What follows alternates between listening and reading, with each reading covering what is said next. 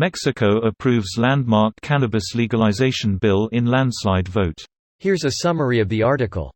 Mexico's Senate on Thursday overwhelmingly signed off on a landmark cannabis bill that could pave the way to the creation of the world's largest legal marijuana market if the initiative passes the next hurdle in the lower house of Congress. Mexico City lawmakers are now rushing to secure final approval before the end of the current congressional session December 15. If enacted, the reform would very well mark a major shift in a country where drug cartel violence has left more than 250,000 people dead since former President Felipe Calderón declared war on criminal organizations. Cultivation, processing, marketing, exportation and importation and use for research purposes of cannabis are regulated. With this law, people can access cannabis under clear criteria, through licenses related exclusively to cultivation, transformation, commercialization, exportation, importation and investigation. The socially conservative López Obrador has shied away from publicly backing the legalization push, but neither has he opposed it, and senior cabinet members like Interior Minister Olga Sánchez have openly called for a shift to legalization and regulation. Children would be prohibited from using the drug or any involvement in its cultivation and sales, and driving while under the influence of marijuana would be illegal. National Action Party Senate Minority Leader Damián Zepeda said his legislators largely opposed the measure because it is not the Mexico that we want for our children and citizens' children. This post received a score of 51,000, with an upvote ratio of 94%. Here are the top comments in response to this article. I love Mexico, and I love it a little more right now. Very best of luck to Mexican citizens in building out the infrastructure for selling cannabis is a sensible manner that benefits people rather than politicians and giant agribusiness. And congratulations on all the tourist traffic that will be coming your way as soon as we kill off COVID.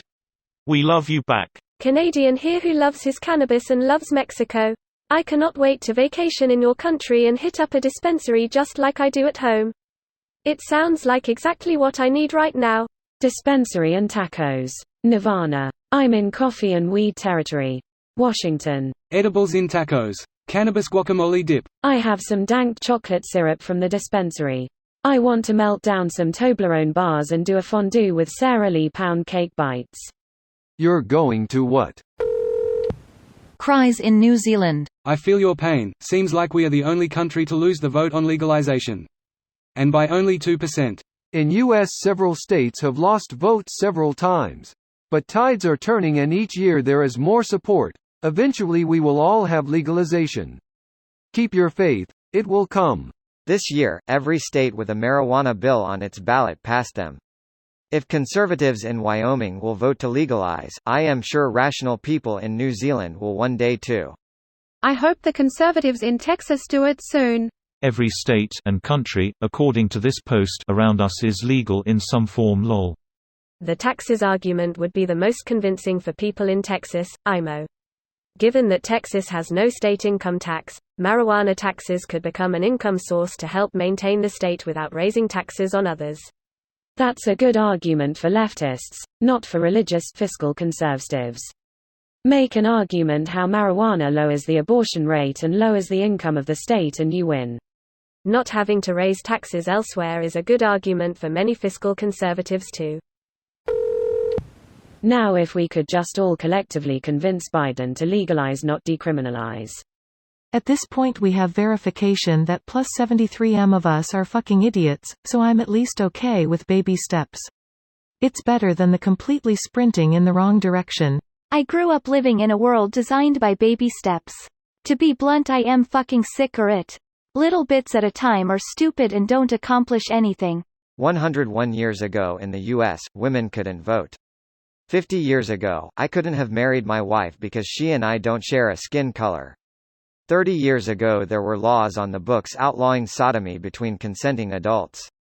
In 2004, Bush rode to re-election on the back of anti-gay bigotry, and 11 years later the US legalized it across the nation. I get being frustrated by the slow march of progress. I'm pretty frustrated, too. But it's also the only way we've ever made progress, so I'll take it. This video was automatically created by Reddit to Speech.